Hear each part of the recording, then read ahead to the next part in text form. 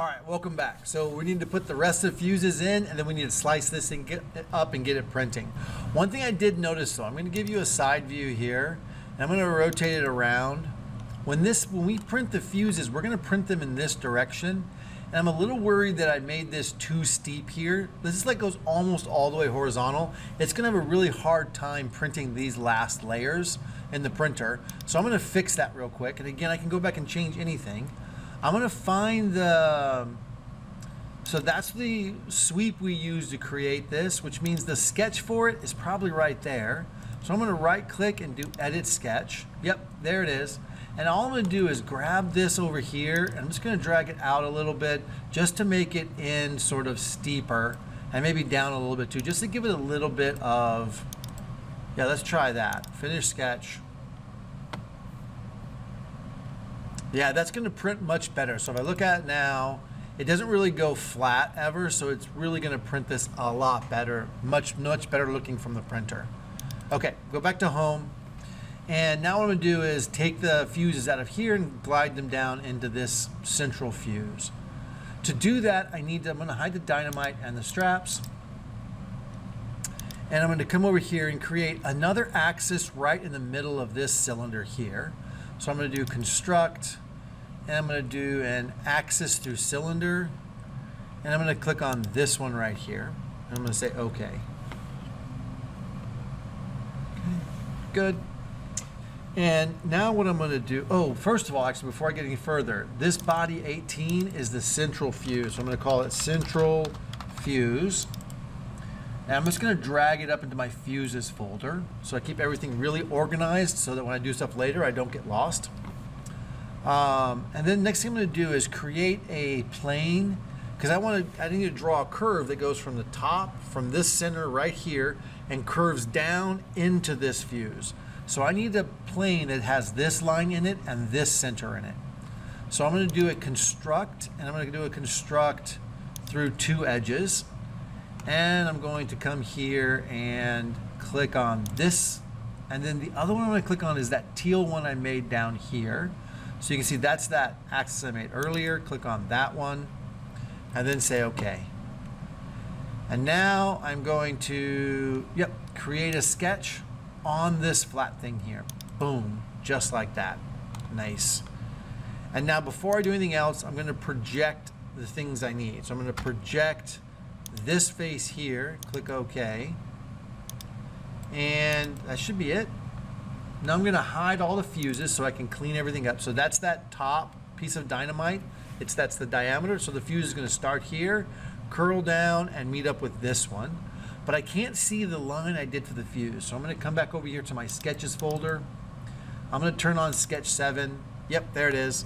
So that's the curve I use for my other fuse. I need this one to dive down into this one.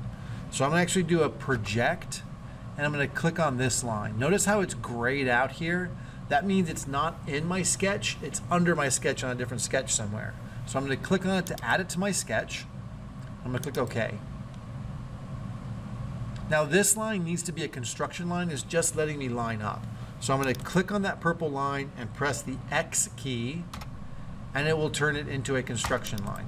Well, that maybe was a lie. Oh, I think I'm on sketch 7 right here. So actually I'm going to hide set sketch 7 again, and I'm going to click on it on sketch 8 and do X now as well. Okay, good. I was just accidentally selecting the line that was on sketch 7 instead of this on sketch 8, if that's at all makes sense to you.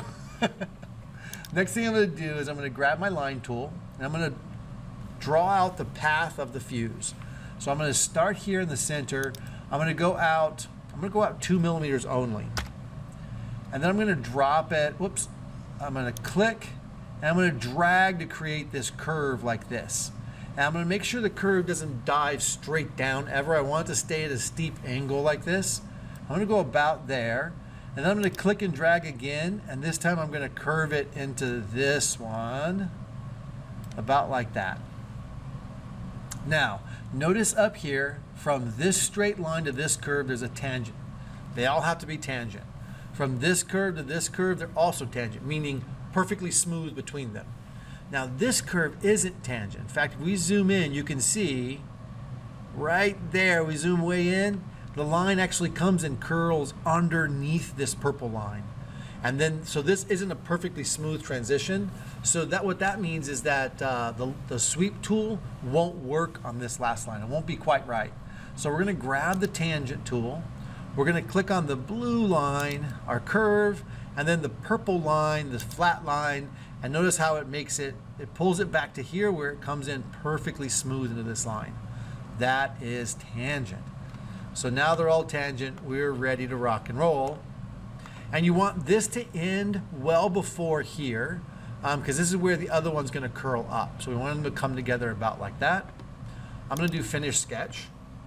I'm gonna turn the fuses back on and look at it, and that's how it's gonna dive down. So this fuse is gonna come out here and dive into this one. All right, now to actually get the fuse, we need to create a sketch on this face and sketch out that rope looking thing we did before. So I'm gonna create sketch on this face right here. I'm gonna zoom in and I'm gonna create a polygon, inscribe polygon, find the center of the circle where it goes, it gives you a blue circle like that. Click, turn it to a construction line, and I'm gonna do it as 1.5. I'm gonna adjust it so that the flat sides are on the top and bottom-ish, and hit enter. And then I'm gonna grab my horizontal constraint tool and click on either the top line or the bottom line. That'll make that horizontal. And then I'm gonna create a arc, a 3-point arc, turn off the construction lines, click on the top, or click on 2 of the corners, and then keep pulling out until you get those 2 little tangent lines, click, and then we're gonna do a quick circular pattern tool. So circular pattern, we wanna pattern a 3-point arc. The center point we're gonna select is the center of the polygon, and we want 6 of them. Enter. Awesome. Now we have the shape that we're gonna extrude, and we have the path we're gonna extrude it down. So I'm gonna hit home real quick. And now we can see there's our shape and there's the path we're gonna take.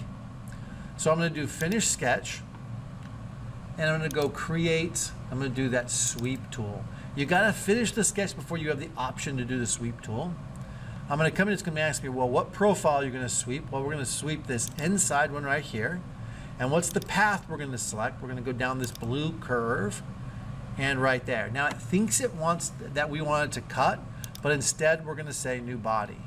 We really wanna join, but if we join it, we can't do a circular pattern with it. So we really do need to do new body here so we can have a separate body to be able to have a curve with. Now that looks pretty awesome, but it doesn't have the curve in it. It doesn't have the twist in it. So to make it twist, all we have to do is choose a twist angle. Now this one twisted 1200 degrees of turn, but over this entire length here.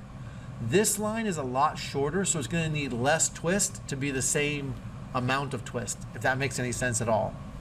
So my twist angle is going to be, I'm gonna guess 800. And let's take a look. How fast is it twisting? So this looks pretty good. Maybe this was twisting a little bit more. See how it dives under right there, and this one dives under a little bit ahead. So this might be a little too twisty. I'm gonna try 750. Yeah, I think that might be really good. Let's take a look. Yeah, I think I'm hitting it right where I want to about. Keep playing around till you feel like you got it pretty good.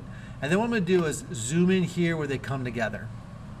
Now we can see this twist isn't quite right, but it's close. So I'm just gonna start playing around. What if I go 740? Okay, no. What if I try 745? Okay, so maybe 755. See how it's getting closer now? Yeah, I'm almost there. So I'm gonna try 65.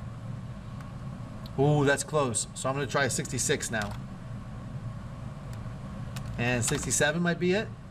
Oh, not yet. 68. Oh, one more, 69.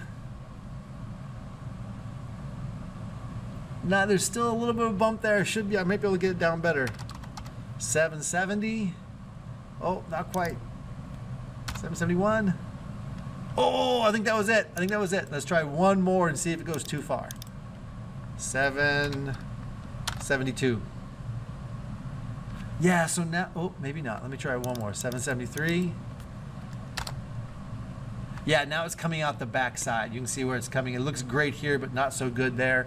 So I'm gonna actually take this back to 771. Awesome, yeah, that's the closest one to perfect.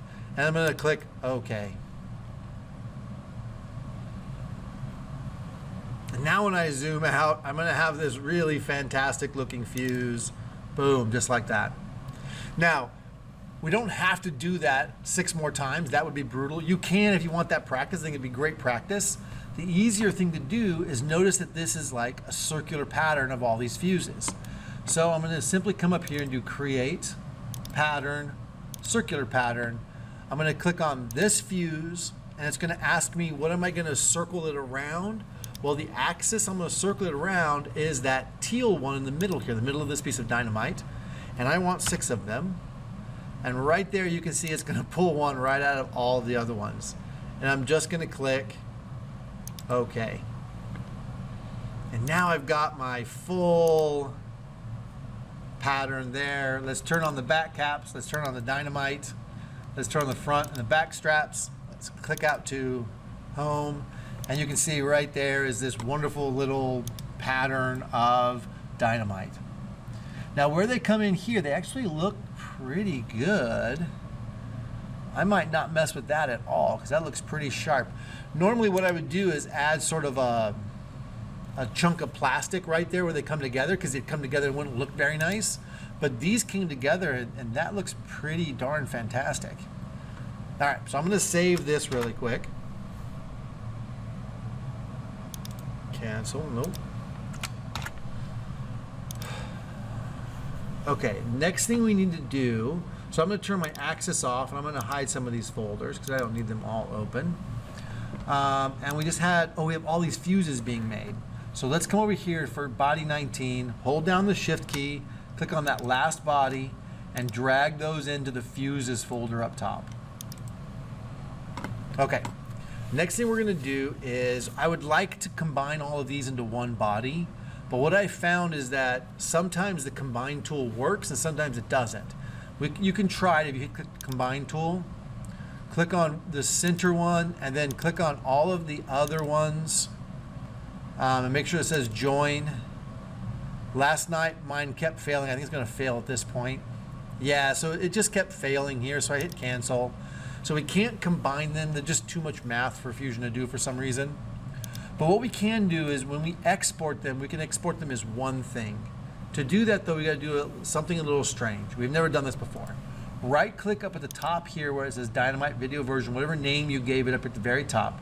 Right click on it and say New Component.